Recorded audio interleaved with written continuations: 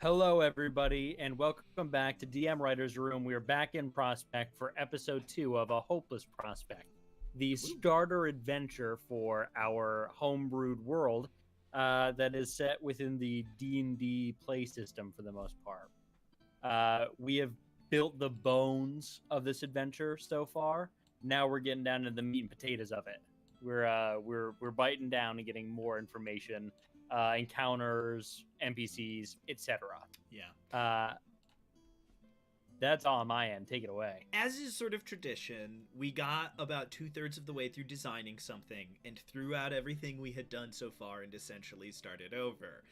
Mm-hmm. That is really starting to become a pattern with us, which I think is fine. It's just funny that it happens every time. So, to give the story beats as they happen now, and of course, this is all subject to change, right? The whole point of this show is that we can be like, well, that doesn't work, and just scrap it because, we want to demystify the dungeon mastering process of prep and content creation, as it were. I don't know, content's such an empty term. Story creation, right? That's better. There we go.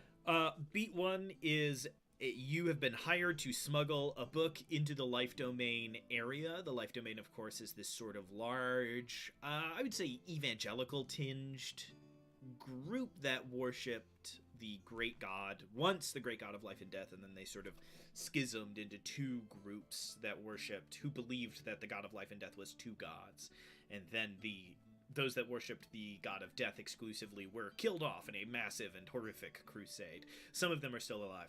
They were, I would say, who are the lich? We were just talking about these guys. Who are the liches? Who's like Thay? They're sort of the Thayans of this world. So like, it's a little bit of a mixed bag, but overall, still probably a lot of culture was lost, right? Anywho, some figure from the life domain is trying to get a death domain tome delivered to them so that they can use it. They seemingly believe to help people. That's Act 1. Act 2 are players having gotten this book and gotten out of the way of other adventuring parties on their way to steal the book from them, get onto the train, and then maybe something happens on the train, and then they get off of the train, and most importantly, make their way through basically customs in the life domain area, which is this, again, hyper religious, very old world society that has refused to change with the times. Making their way through that, they will be introduced to some of the members of a cult type group that seems to really want this book. At the end of this, they will encounter this sort of important figure from the life domain. After that, you will hand the book over to the person, assuming that you haven't accidentally killed them, and at that point you've completely derailed the adventure. They will get it, and they'll be like, awesome, thank you so much, here's your payment. I'll give you a huge bonus. If you stay, I have to use this book to try to summon the spirit of somebody so that I can sort of use that for power to get the knowledge I need to help with... We need to come up with what that is. So could you just help me out with that? Every player group that I have ever interacted with is going to be like, sure, sounds great. They will stick around. The summoning will go horribly, and basically he will accidentally conjure this ancient evil from the past into the world.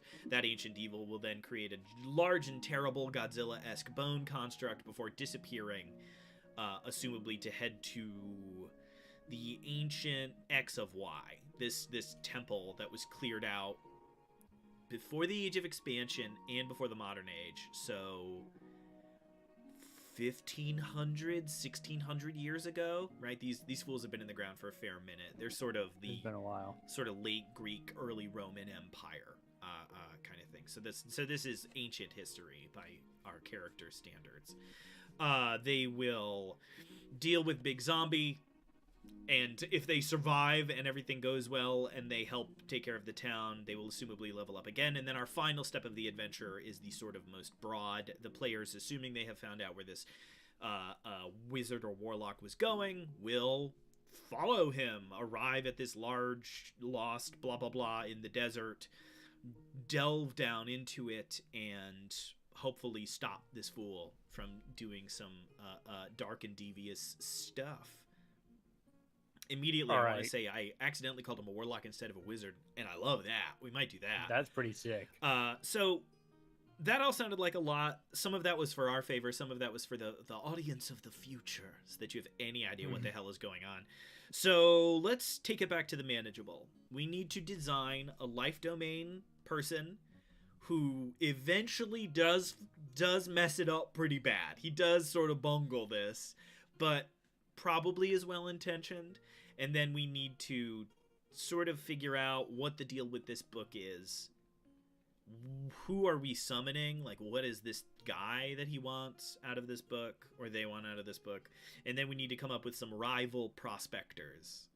We need to come up with some rival adventuring parties who have been hired by other people to steal the book.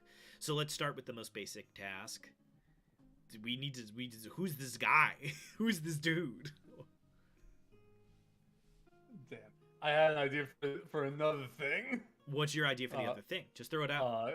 What we're summoning in this world, it could be one of the dead leaders, or basically dead leader from Death Domain. Yeah, we could definitely go super direct and have this sort of, like, I don't know, again, because he is just sort of in the mindscape. You know, you're thinking of your Acerarax, your Zaztams, your big nasties. The only thing we have to be careful of is if they're too strong, the idea crumbles. Oh, sure. It would be like the shadow of yes. Acerarac, not Acerarac. Yeah, my first thought was, in a similar vein, was going to be like, it's something that can fully destroy instead of just keeping submerged the Death Domain kingdom. Maybe undead are still finding their way out and causing issues in the land. That way you seed the information of, like, there will be undead in this dungeon. He wants to destroy it instead of just keeping it submerged. Whatever. Ideas for next time, like next area. Yeah. First thought, like Master Elric or some shit, right? He's a high level.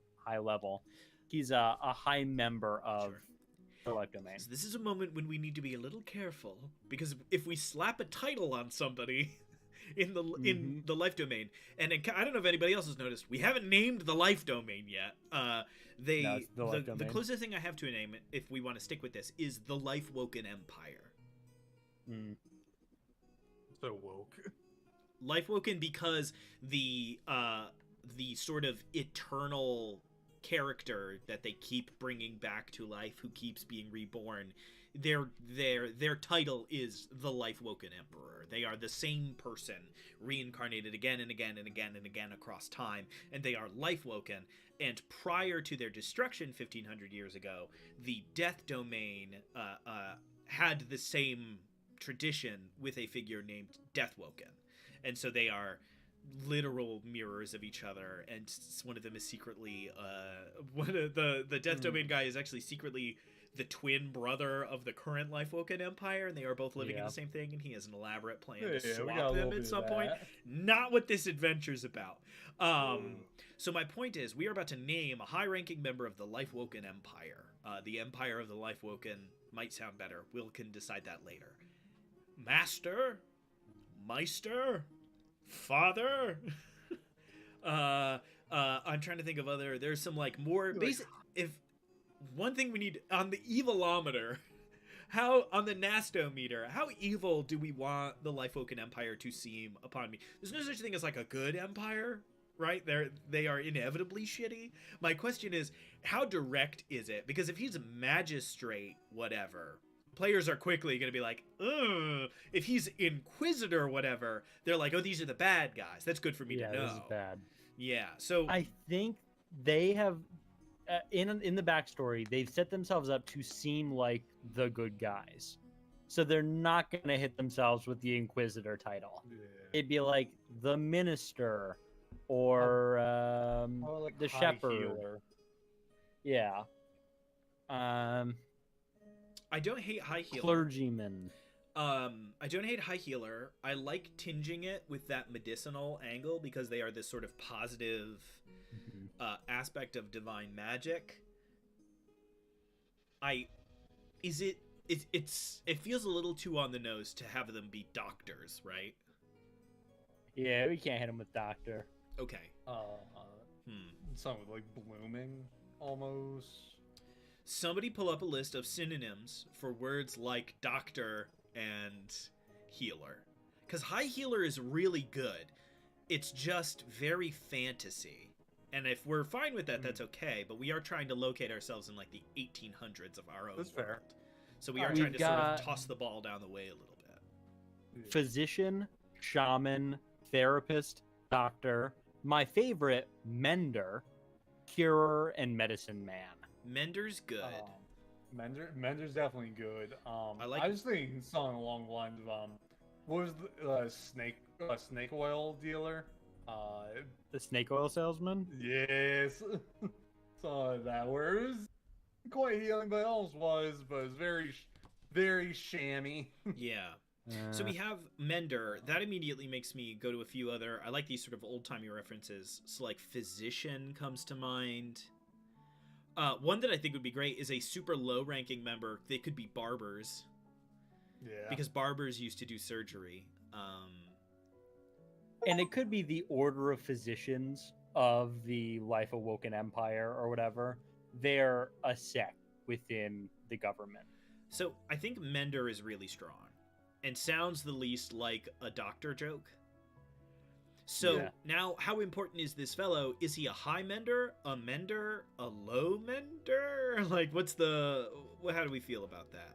A medium mender. So is he Mender Fitzgibbons, or is he high mender blah blah blah? I feel like when we talked about him, he was pretty well known. Yeah, I think that it would be, he's not a high mender, so he's not given free reign to do as he wants. He's a mender, but he's on the cusp of being a mender. So he needs to do this because they won't give it to him because he shouldn't do it. If he was a high mender, he'd probably be able to handle it, but he's not. For naming convention, the boy emperor is Yarlith Lifewoken, and he is a Harengun, and his his other person is currently going by Sendu Wapplebeat. What the hell? But his older name is Baliar Deathwoken. So what we've created that I think is really important is old names in this culture are very serious and very fantasy. It's Baliar Deathwoken and Yarlith Lifewoken. And then we fast forward to a modern name, and we had Sendu Wapplebeat on the field. So Fuck yeah. I think that we did choose that because he is a Harrigan. Did something, but we've also decided that being a Harengun, like again, at the beginning of time, the god of life gifted life to all continents. Get down! The stream's crashing!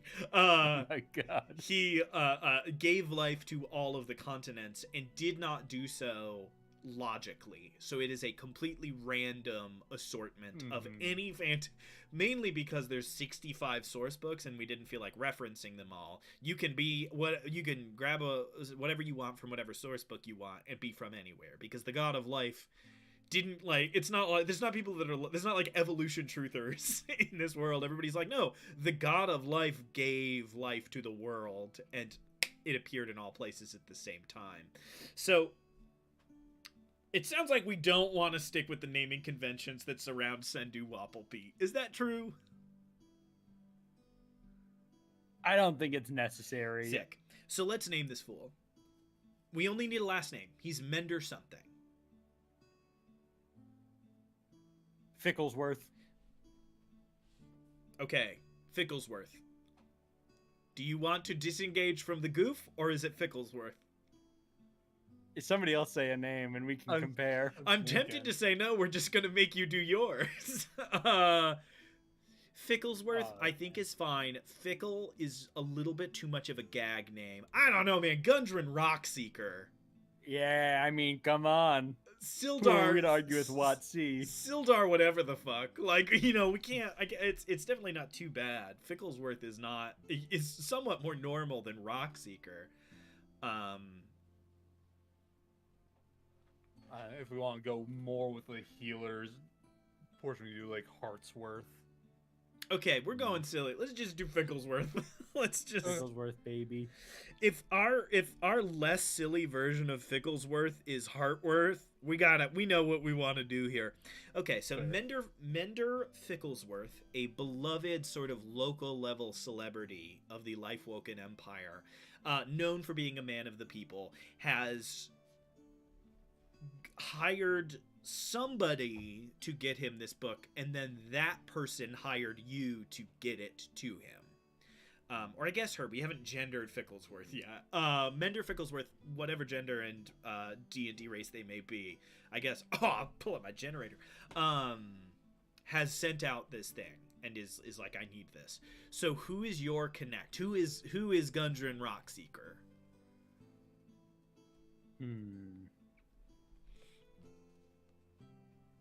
This is somebody who's in one of the science towns.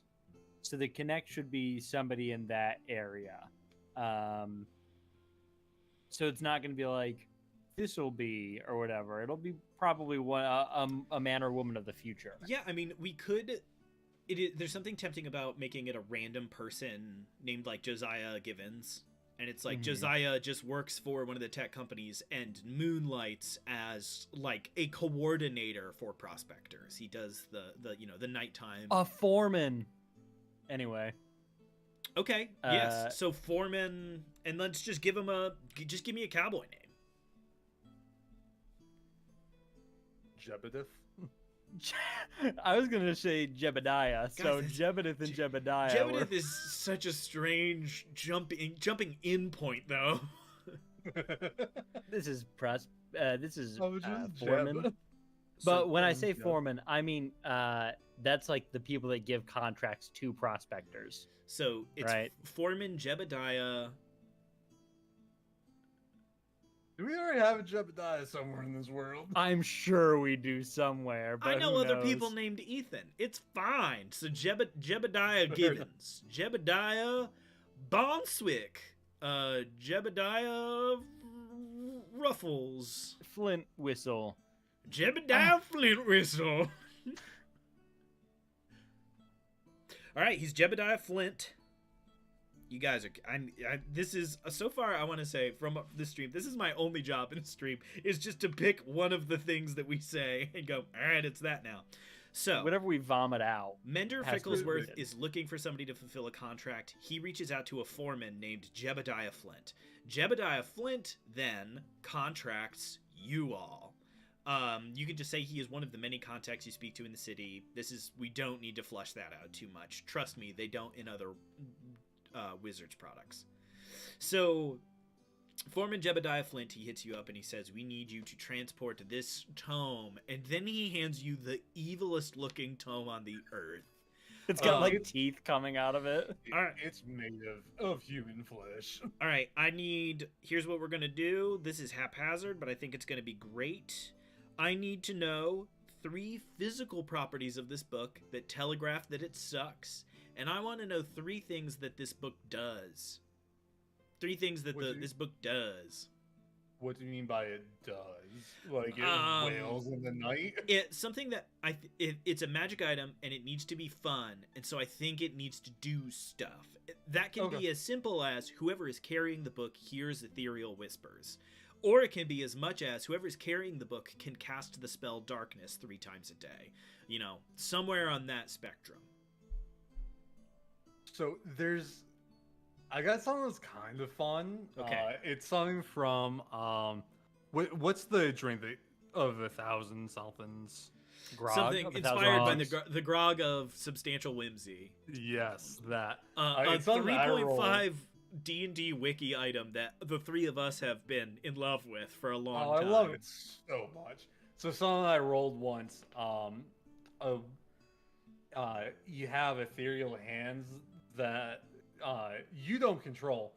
They just constantly try and steal stuff from you without your knowledge, and sometimes you get caught, sometimes you don't. Oh, I think not steals from you. No, that's not really. Like it's just around. Things will be stolen around you. At the end of the day, roll a d20 to see what you get on a random item table. Maybe get a dagger, maybe get a broken fork. Yeah, and you have to roll to make sure you're not caught stealing. I need some spice though. Are the hands shadow or bone? Go bone. The little Or bone hands, we can think of something a little different. or little shadow hand? Shadow hand, bone hand. One vote bone. Spencer, bone I or vote shadow. I vote shadow. Bone's harder to hide. Bone is harder to hide. I understand how a shadow would come out of a book a little bit easier. Michael, it was a good idea. We're going to go with shadow hand. Cool. Now, do we for want look, this to put a random item in your inventory every day, or do we want this to be mage hand, but it's a shadow? it puts a random item in your inventory. And you just see it every now and again. All right, switching back over. Something physical about this book that telegraphs that it is bad. The side, like where the pages are, is dyed red, but it's sort of rusted brown now because of how old it is. It was blood. Yeah, blood dye. Love that. Blood dyed spine. It's my metal band. All right, what's another thing it does? We have shadow hand. Whoever's holding it is plagued by nightmares. Nightmares. We love that. Honestly, the easy. quintessential choice. That's so Are these easy. nightmares historical events that actually happened involving this evil person, or are these nightmares just normal nightmares? Just normal nightmares. DM, we don't want them to prep too hard for the first adventure here. Great. What's another thing that's creepy about the book? What's creepy about this book? Yeah, wait, look. You already said bound in human flesh, which is, I mean, that's kind of a given, right? Are we going with skin book? It feels like an easy choice. All right, There's skin. a mole on it. I'm writing it down. It's skin book. Tell me if this is a good idea or not for the what it does to somebody. That would be such harsh language from us. If I was like, shitty idea, Michael, get out of here. That's Hey, go bad. for it. If you think it's a shitty idea, go for it. Whoever's holding it, if you cast like detect evil or good or whatever it is, it decreases their alignment by 1. Oof. Fun. We have some agency issues there. Too dangerous. Now, we could Okay. do some One Ring nonsense. Is the person that's holding the book, like, are they trying to role play No, they don't have to being roll. a I was nasty just saying- guy? Or do we just want to leave that off? Because that can be a bit of a role play challenge. In the DM, or in the player's handbook, there's an insanity guide for temporary, partially Yeah. temporary, and long form. I think that it could just be temporary insanity that you get from it. You have to roll on the table provided in the player's handbook. Sure. So it's similar, but it's not going to affect your character's morality. It just makes them have something wrong. So let's whip that bad boy up. I think it's in the back of the DM's guide. Yes, madness, going mad madness. Affect short-term madnesses. Let's go through this list and see if there's anything that we're like, ooh, that sounds pretty fun. I have the character retreats into his or her mind and becomes paralyzed. Nope. We need to go down to long-term. The short-term ones are too bad. The character feels compelled to repeat a specific activity over and over. Ooh, praying? Hell yeah. The character experiences vivid hallucinations. The character suffers extreme paranoia. The character regards something with intense revulsion. The character experiences powerful delusion. The character becomes attached to a lucky charm. The character is blinded or deafened. The character experiences uncontrollable tremors or tics. The character suffers from partial amnesia. Whenever the character takes damage, he or she must succeed on a DC 15 Wisdom saving throw, be affected as though she would know. The character loses the ability to speak. The character falls unconscious. Scrolling down to... I mean, all those work in the long form category, right? Yeah, Those things can happen. If we want to kick it to a little bit less substantial, the indefinite madness character category includes being drunk keeps me sane. I keep whatever I find. I find it hard to care about anything that goes on around me. So let's just have it be fear. What if is whoever's holding the book afraid of... I'd be fun to say they are just afraid of sunlight. Like your delusion is you are convinced that sunlight hurts you. Could be kind of fun. Or we could just go like healing magic scares you. You are afraid of healing magic now. Does any of that sound like it's not going to just be a pain in the butt?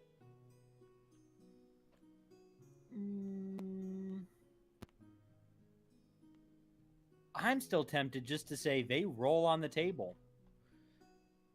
Sure. It's not one thing. You get one of the temporary, one of the long-term madness eye, but it doesn't last long-term. It lasts until you get rid of the book. It doesn't permanently affect you. It doesn't go away like when you like. I think it'd be good if it's not like a time like it takes an hour for the effects to wear off. I think it's like instant. You drop it, you're good. I think as soon as the party doesn't have, if it's not in your possession, the party's possession, you're good. You can't hand it to somebody else and have them take insanity. If you have one of the insanity things, you give it to somebody else in the party, you keep it, and then they get one until you drop it off. Sure. So I think that we're going to go with rolling on a madness table. I think we are going to have to rewrite some of these for that to function, because 3 of them would just stop the adventure right there. Yeah, you're unconscious. Yeah, unconscious, can't speak, under the effects of the confusion spell, blinded and deafened are all not great. Nope. And in an unfun way, right? They just stop the adventure. It's just not so I like the idea you have to roll on a table. So I'm just going to write roll on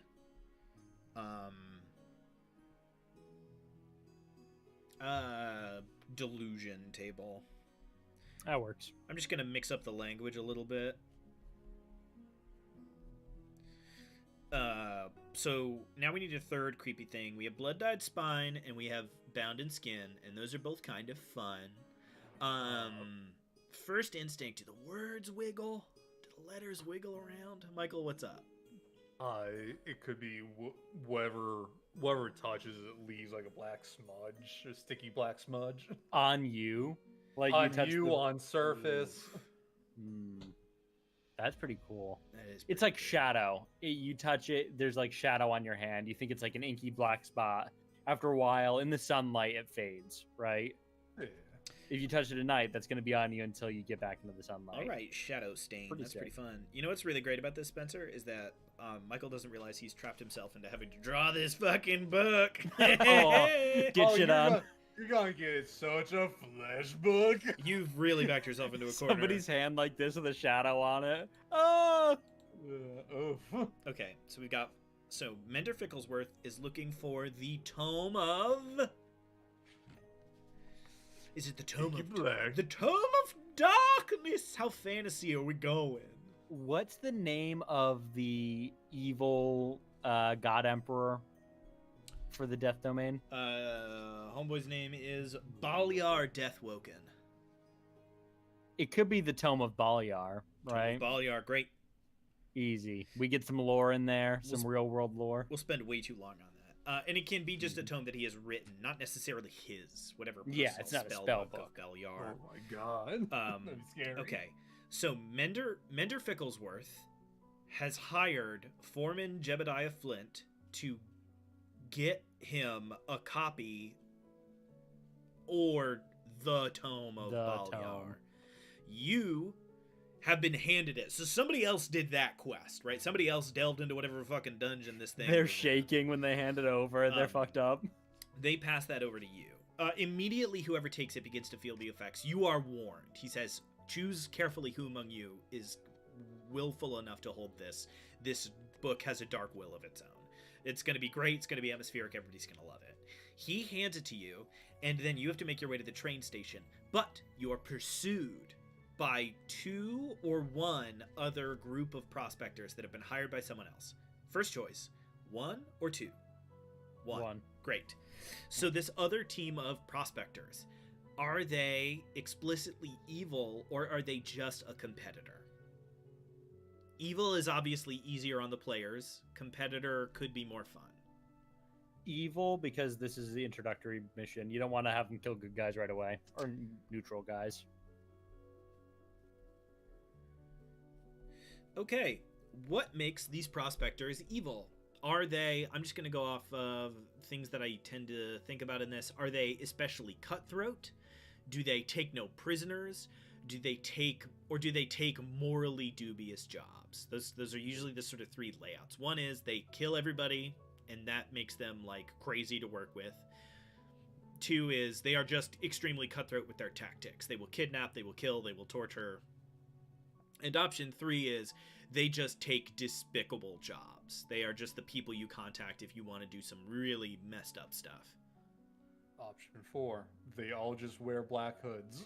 And they slick back their hair. They snap on their way over and they pull out switchblades.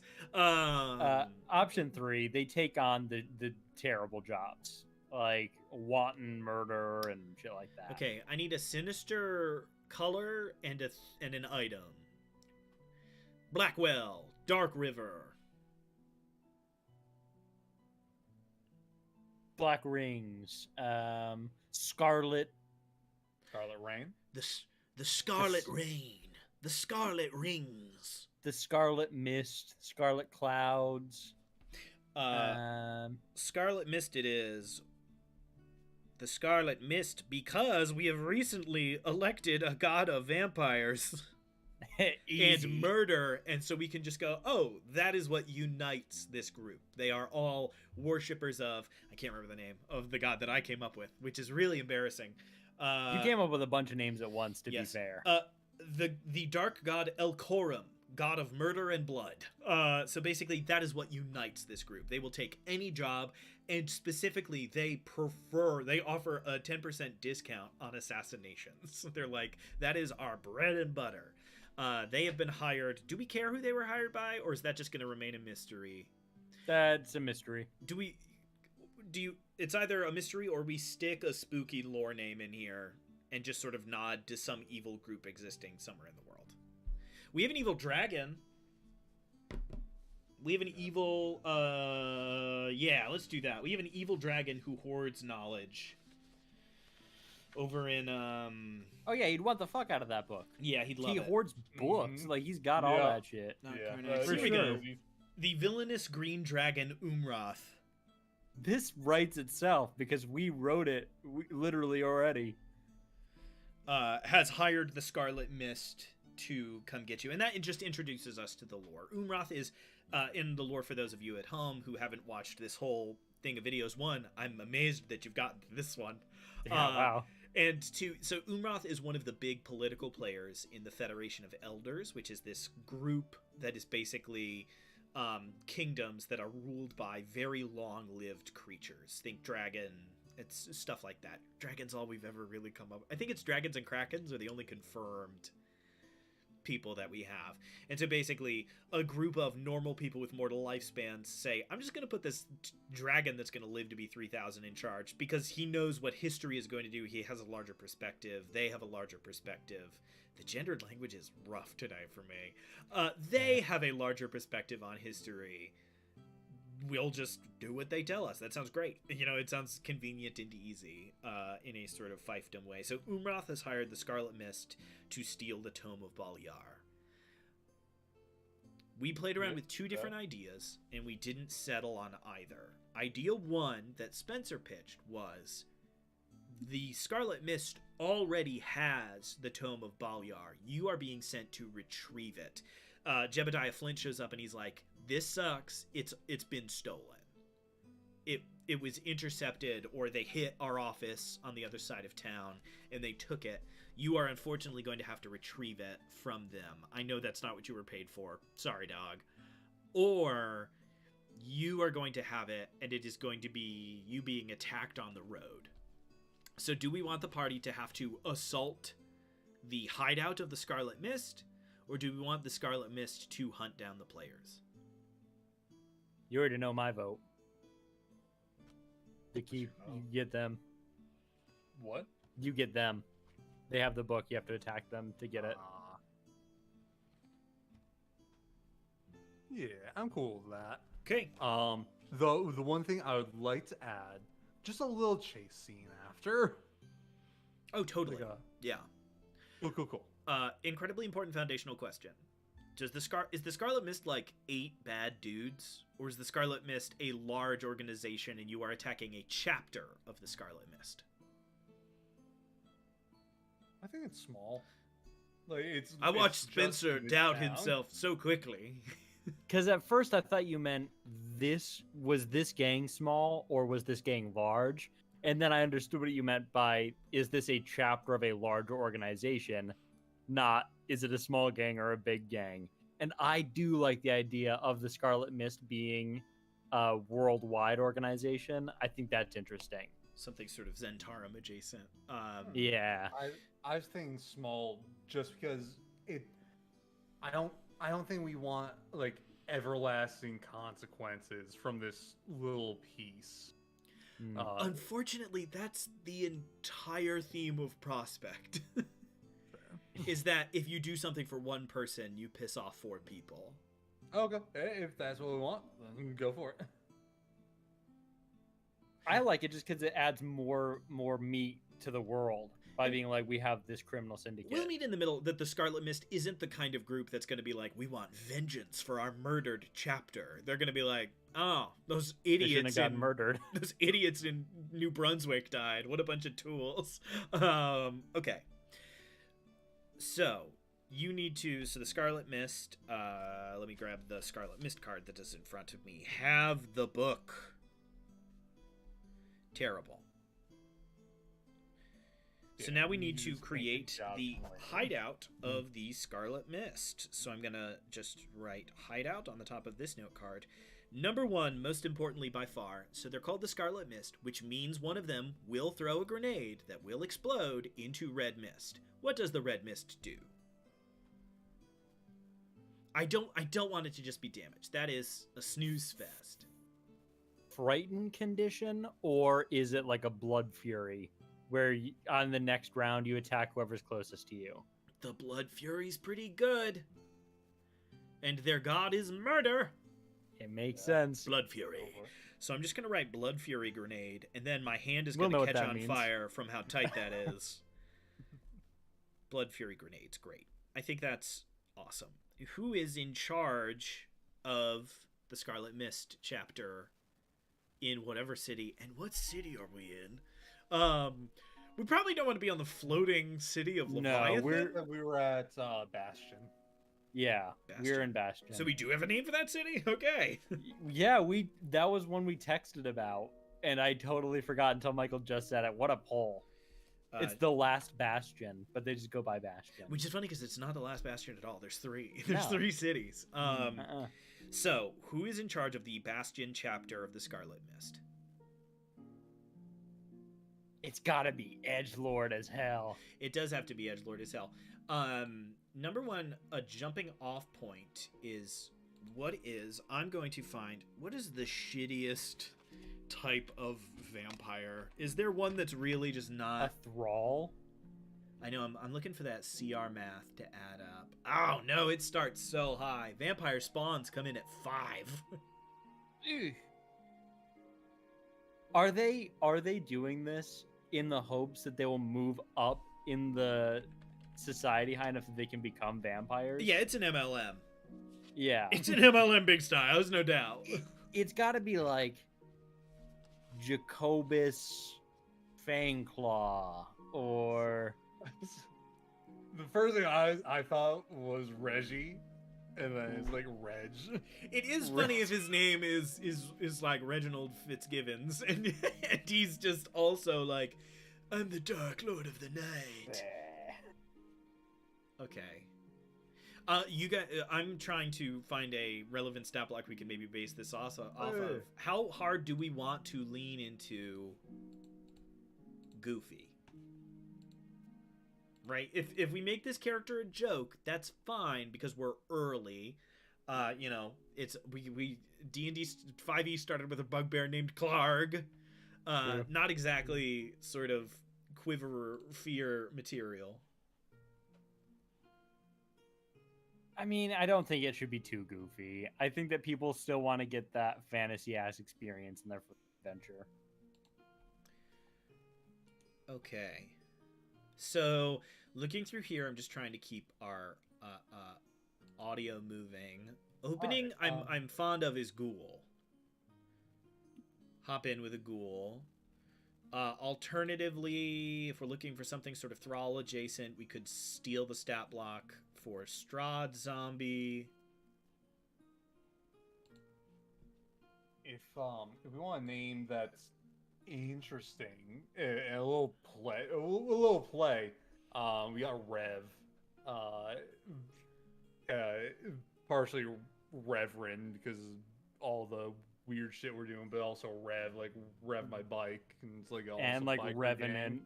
Yeah, Yeah, I think the name Rev is sick. Okay. Okay, I think the Strahd zombie stat block makes sense. We call them like blood tinged or something. Sure. They've fed upon vampire blood, but they're not vampires themselves. Strahd zombie or ghoul? That's the debate. Ghouls have a low level paralysis. Strahd zombie for their revival ability. And Strahd zombie is They also have the silliest ability in D&D. They have loathsome limbs. Yeah, which you cut them off. I unfortunately do want to point out, Spencer, they have instead of the zombie ability you are thinking of. Damn it. Well, fuck a Strahd zombie then. So if you cut off his arms, those arms continue to attack you in a very sort of Bugsy the Pirate way. Or it is a ghoul that paralyzes you. I like the blood tinged. I'm gonna note that down on I need to get out a 7th note card. Because this that gang is also starting to be the main characters. It's mainly you've made a lore decision, which I love. Yeah. It's great. That's what we do it for. So vampires in this world can create a blood tinge. They give you a little bit of blood or whatever, or maybe anybody that starts drinking the blood of mortal beings slowly becomes a blood tinged. I think I'm gonna push us towards ghoul because Strahd zombie seems a little to not be goofy. working as well. Too goofy. So it's a ghoul. I like Rev. I like that they go by Rev. That does set this up as a very again we're going in the Jets direction, which I think is fine. The Scarlet Mist doesn't need to be like elite assassins. They can be sort of edgelord adjacent. So his name is Rev. Does the Scarlet Mist have titles? Or are we just gonna not go for Rev? these bozos? Okay. They might give themselves Here's titles. an Easter egg that I think would be very funny to put in. This is not important. They have letters being returned from Rev asking to join the actual gang. They're a chapter that has set themselves up and they're not being accepted into the full group. That's a note in a desk that you can find for sure. Yeah, exactly. All right, let me note that down. Note the notes. Applying for chaptership is great, especially because they think this is their big break. Yeah, they get that. I mean, honestly, they probably would get in. Oh my god, yeah. This. So a blood tinged sort of bandit named Rev, who has a crew of problematic bachelors that go by the squad, is here. Rev is the only person we really need to flush out. All the other characters are just sort of anonymous bandit, CR1/8. And then we have this ghoul who rolls up, clearly undead to some degree. We have the name Blood Tinged kicking around. That's great. All we really need to deal with now, because this isn't supposed to be that intensive, right? We know that our blood tinged named Rev ends. We end in a room that is a little bigger than 30 feet across, with Rev in it and a bunch of barrels and fun stuff to dodge around while you fight this guy, and 2 to 4 of his lackeys. That all is totally copacetic with me. I think that's great. So, what building have they set themselves up in?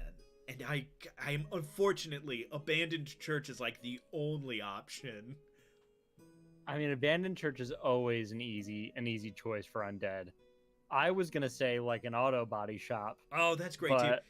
No, those are both for good. Rev. We're definitely making a nod to 80s anime right now. That wasn't super intentional. I was thinking almost an old health potion factory rundown a bit. Ooh. Okay, so we have 3 different paths to go down, and they're all great. It is a medical building that has been shut down, and then it's a blood joke. That's great. Option 2, it's an auto body shop, and this is an Arcanocycle gang, and Rev has a cool car, which is kind of fun. And then option 3 is old church, and that's we turn hard into edgelord, right? These are guys who were like, if we look right, they'll totally accept us. We're in an old church. All 3 of these are great. what directions are we leaning in? I think the Autobata shop and the like medical potion type thing, I think are the strongest choices. Medical potion locale, I think, is great because then you've got different areas. You've got like huge hooks up to lift up machinery, whatever. I think that's the coolest, and it introduces the Arcano tech we've got going on. All right, so we've got a sort of abandoned med tech facility. Love that. Do we want to get down to the encounter level? Do we want to talk about the 5 to 6 encounters of this dungeon? Or do we want to say, we know what the dungeon looks like, we know where it is, move on? Let's build it. Okay. If not now, then when? You know what I mean? So, I just wrote the numbers 1 through 6. Next to the number 6, I'm going to write kill Rev. Because we know that's the last thing we do before we run out of the dungeon. And the chase sequence can either be the chase rules or my personal favorite, skill challenges from 4th edition. Either of those will work just fine. And that's sort of encounter 6.5 because you can't really fail it, really. If you're running from like normal bandits who all have 10 dexterity, you're going to be fine. Rev's already dead, and there's not a CR-13 vampire isn't going to come screaming out of a plate glass window. So encounter 6 is kill Rev. Encounter 1 is get inside. This is the way. What are some other fun encounters? And they don't all need to be combat.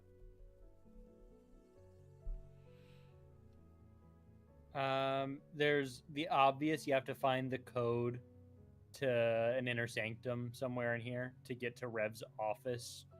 He's got set up. And it's vampires ruled with a Z. Okay. Yeah, obviously. So before kill Rev, I'm going to write locked room. And next to that, in parentheses, I'm going to say, if stealth, unlocked. So if the players have gotten to encounter 5 and they haven't caused a bunch of kerfuffle and bullshit, if they haven't, made a bunch of noise, they might be able to just walk into the final fight with Rev, who doesn't even realize they're in the building. So if somebody decides to run fucking Mono Rogue or whatever, they can really get the drop on him and make this a very different encounter. Or her. We haven't gendered Rev yet. So we get inside, and then...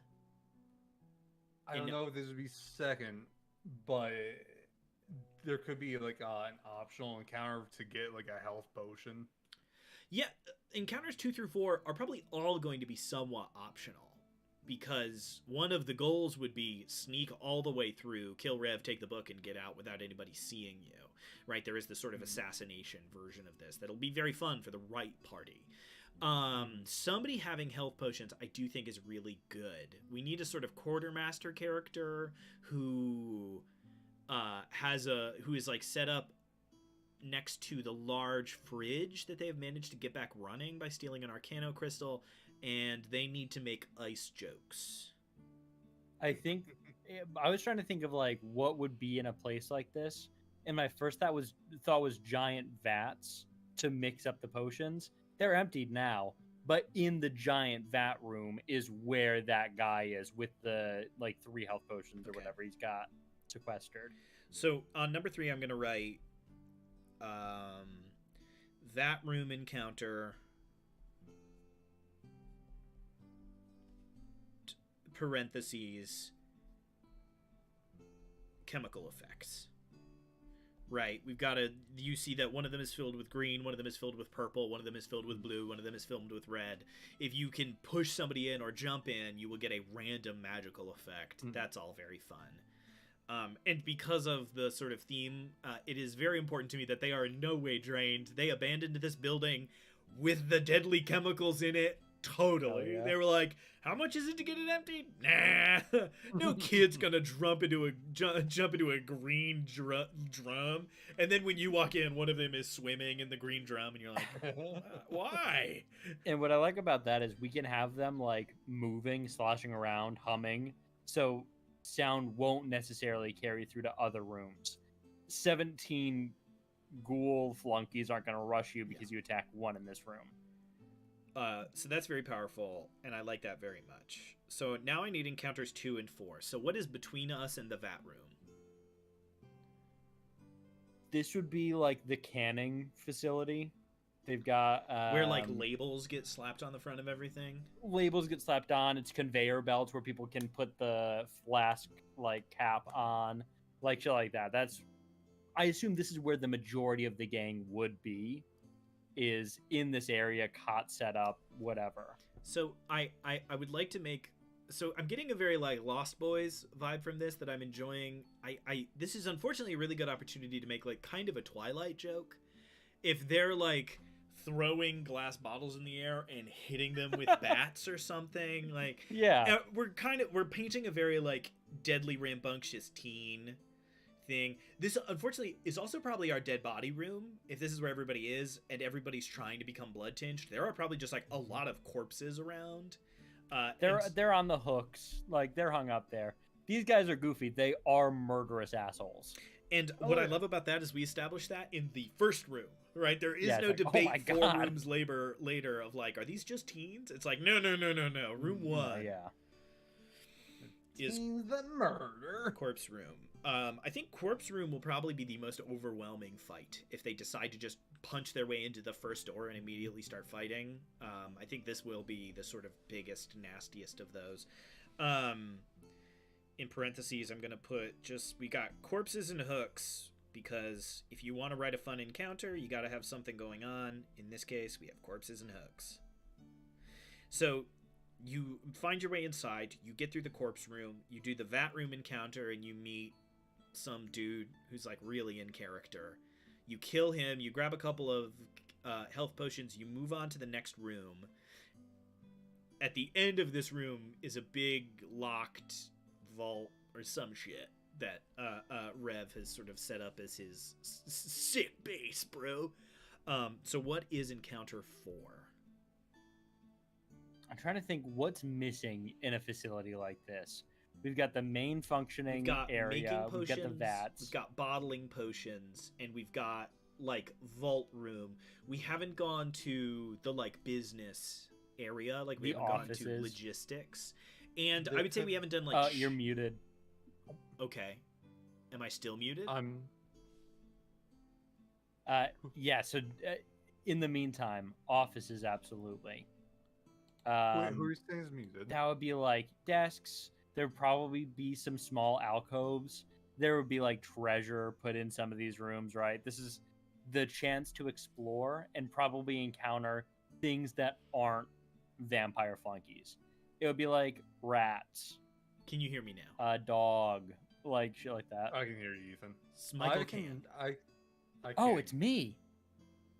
You Unfortunately. can't It's hear us, me. Spencer? Yeah, Spencer can hear us. Okay.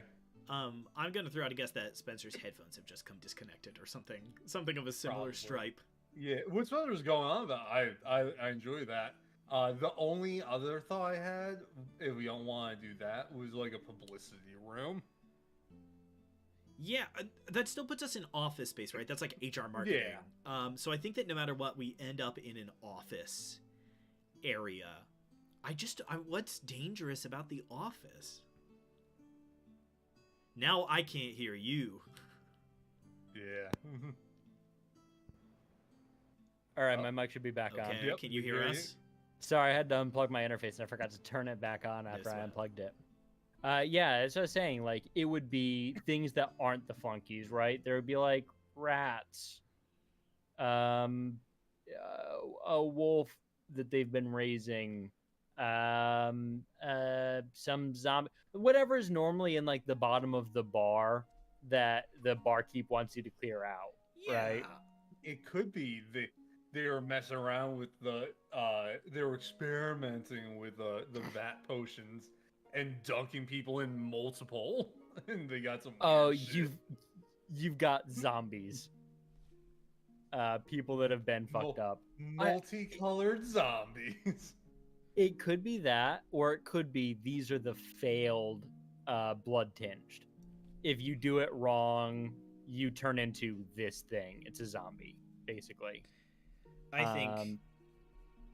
think that's really powerful and great lore. Hell yeah. And I'm going to write on my blood tinge note card, can fail. Because that's great. Because otherwise, why doesn't everybody with a terminal illness start drinking human blood? The answer is, this, statistically speaking, I think being a ghoul is probably the rare outcome. Most often, you end up a zombie. You just rot.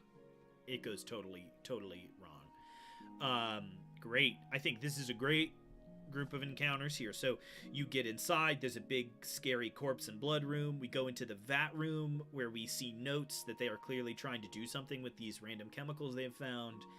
Moving on, we see a sort of locked area, maybe, where these like zombies go, or we discover in an earlier room that these zombies don't recognize other blood tinged as a threat. And that's why none of our normal guys have gone into that wing, and why Rev can go back and forth. Going out, yeah. They are essentially his thralls. Yeah. They're mindless, but he can control them because he is a true blood tinged. Which helps us because now we know that Rev's encounter is going to be Rev and like 4 zombies, not Rev and like 8 bandits, and that's going to be easier to run and easier to work with, which I love. So Rev plus zombie fight is good. Rev has the book. I feel good about this. I think we're done with the hideout. I'm tempted to say you're level 2 after that. Yeah, you definitely are. This is the moment to be level 2. Yeah, this is level 2. So the party has reached level 2, and it sounds like something that I think is actually kind of powerful and fun. Their journey to the train station is not a desperate rush. It is a sort of victory lap. I think they have a chase scene as they get away, assuming that they haven't cleared out the whole place. If they've cleared out the whole place, I think they've earned not having a chase scene. They've sort of, they can sort of pat themselves on the back and say, we wiped them out. We don't have anybody to run from. If they haven't done that, there's a cool chase scene. They get away, and then they get to sort of take a victory lap as they slowly wait to get onto the train.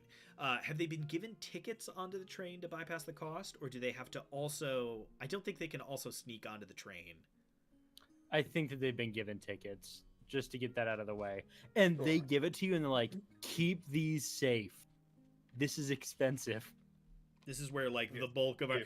Which is deeply funny because that also tells me that that's why they hired this cut rate fucking group of level 1s, is they were like, the tickets were way more expensive than we thought they'd be. I could see there being like, if you get a group that loses the tickets, you gotta sneak on now. Yeah. Yep. It's shitty. It's optional super encounter. Shitty. You lose the tickets, or the person who's carrying them dies. You don't retrieve them. Sneak onto the train, deal with this guard and that guard, and you get on.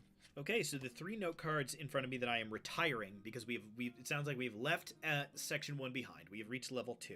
We have the evil prospectors are members or trying to become members of a evil prospecting syndicate called the Scarlet Mist, who have been hired by Umrath, this evil green dragon, to get a hold of this book. We concede the fact that Umrath exists in the world. He will probably come up at some point. He is one of our like big bads. They encounter Rev and his crew. We discover that Blood Fury grenades are a thing. That's very fun. They get inside. They go through the corpse room. They go through the vat room. They find out that they are making zombies in a locked room. They kill Rev and a couple of zombies. We establish that blood tinged exist, which are created by drinking human blood. So it sounds like 75% become zombies. It does not function. They essentially just become normal and dead. Maybe 20% become ghouls, and we should reserve that like 5% probably become ghasts. That's if it really takes. You become a ghast, which is kind of funny because that is also a punishment. Ghasts emit a horrific paralyzing stink. That's how ghasts work. So that is I think it's fun that there's a drawback there. What were you saying, Michael? Sorry, I can't hear this cough. The one thing that I did want to add to it too, for a little reward for killing Rev, and I've talked to you guys about a little bit about like people getting items off of people that that they're using the items. I think you should be able to get like 2 or 3 blood tinged grenades off of him. That'd be pretty cool. Yeah, it's a fun reward. Yeah. And then at that point, maybe you stole something blood tinged. If you have something that tinkers a little bit, they can try and learn how to make more or something. Great. So we get a couple of blood fury grenades, and I don't know. When we get into the like writing phase, he'll probably have like a dagger. Yeah. Or like a mace. His He'll have obsidian blade. He'll have a thing. Yeah, exactly. He's gonna have a thing. Everybody always has a thing. It's fake vampire teeth. You're moving. It's like, damn, he's not even a real vampire. This is hilarious. That's honestly really powerful. Okay, so now we have gotten through that, and we get off. We get onto the Bastion train station, and our players arrive at the second location that they will be dealing with, which is the train. We got to do something on the train. I've come back around to saying you can't have nothing happen because then it's lame to go somewhere else. The train doesn't have like I don't think it has a name. I don't think it needs one. I think it's the train. The train. Are there? It was. I think there are probably other trains. It's the Langston McCree the Langston International Railroad. Yeah, because it's a joke on the Long Island Railroad. Yeah, which is very powerful and I love. But I think that if you were talking about any of the other trains that exist in Prospect, you would refer to them by their train line. If you say the train, no one is confused about what you mean. So we leave Bastion behind and we get onto the capital T train, capital T. What is our goal here? Are we trying to quickly introduce them to the train and its important people, which is goal 1?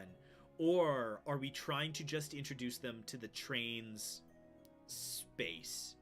In which case, they probably won't meet any important NPCs. They're not going to meet Noir and the others. They're just going to step on and all of a sudden find themselves in a living, breathing train that has become home to, I think we said like over 100,000 people, right? The train is like fully populated. It's like a city. I think just introduce them to one of the bigger characters. I think that could just be Jacob. Jacobus.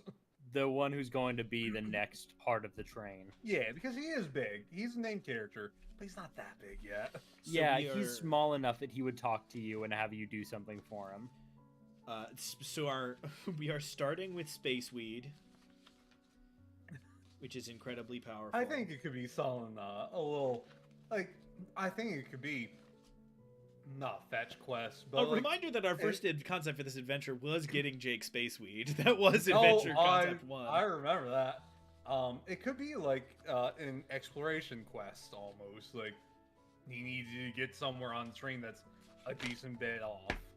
So, you arrive on the train and are greeted by the I guess our conductor in training, Ulysses Jacobs. He goes by Jacob. Not Jacobus? Shit. Ulysses Jacobs, who goes by Jake.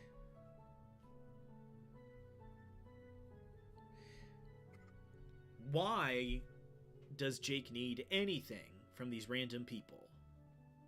Or alternatively, is this not... Do we just want to meet Jake and then an early pitch that I said was at the next train station, just some clearly sketchy dudes get on. And it's like, ooh.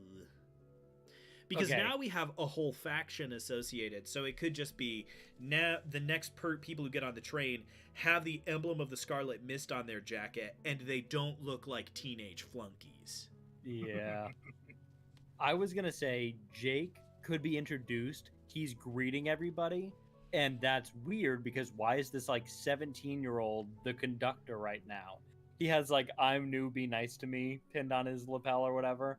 And it's because the actual conductor's sick and he's not able to fulfill his duties, so Jake is doing it in the interim. But things are going wrong on the train because Jake doesn't know what the fuck he's doing. So you need to help to get the train continuing on. That's option 1. Option 2, we do have the Red Mist continue on, and we just keep that thread going. Sure. I like the first idea. The only thing we need to be careful of is one of the explicit rules of the world is the train never stops. Yeah, it's just some shit's going wrong. Like, people aren't able to get off. The train is continuing on, but the doors aren't opening. for people to get on and off at the next station. So you have, a certain amount of encounters to fix it before your stop. That's very strong. We did have something that we made true way back was how like going from room to room worked. I think we just had a teleportation system, basically. Yeah, the doors aren't door. There are no doors on the train. You open the door and you step into the next train car, and visually it looks as if you are just passing between train cars. But in real life, you are essentially like dimension dooring between. Yeah. We don't have to. What I'll say is, I remember coming up with that. We don't have to keep that if we want it to be somewhat more mundane. I still love that idea. Okay. I think for right now that could be the problem. It's still teleporting, but to the wrong places.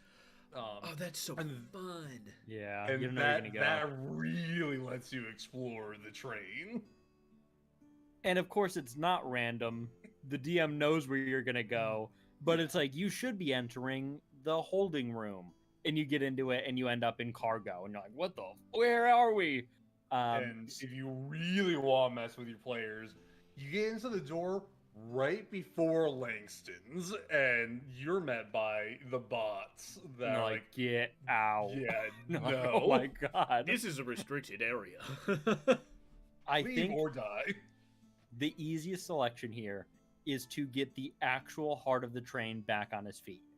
You need to get him medicine, you need to heal him in some way, you need to bring him to the right room, whatever. But you need to get something to him so that things are working again. Get an item, bring it to him, yes. Old man passenger quest, no. Bad idea. It would be get him out of somewhere, and the next room will be now he's where he needs to be. Free him from something, give him something to heal him, whatever. Not guide him through the train for several encounters. That's lame. Cornelius just being lost isn't a bad idea. Like, you just need to go find Cornelius, wherever the fuck he is. Something went wrong, and the doors started teleporting you random places, and no one's seen Cornelius in a week. But the problem is that wouldn't stop the doors from opening, and for the wrong party, it wouldn't be their problem. They would say, like, okay, some old cat is lost. Great. Like, for the wrong party, that's not going to draw them in. So is there something about Cornelius being gone that is the train upset? Cornelius is the one that speaks to the train. So, like, we never really made clear how literal that is. Is that intensely literal? Like, is the train angry that Cornelius isn't around? I think yes. The train is semi-divine, so I think semi-consciousness makes sense. He's not able to fulfill the duties. He's not speaking for the people to the train, so the train is shut down. It's still moving, but great. Pissed off. This is great because it gives us 2 quests, and that's awesome. Quest 1 is fix the doors. And quest 2, which is distinct, is find Cornelius. So the players can do it one of 2 ways. They can either find Cornelius first, which will be more difficult because they will be teleporting to random rooms and it's going to be hard to track him down. And then once he gets back, he can tell them authoritatively, like, this is what needs to happen. I was trying to go do it, and I couldn't find my way to the correct room. And then the train calms down after you fix it.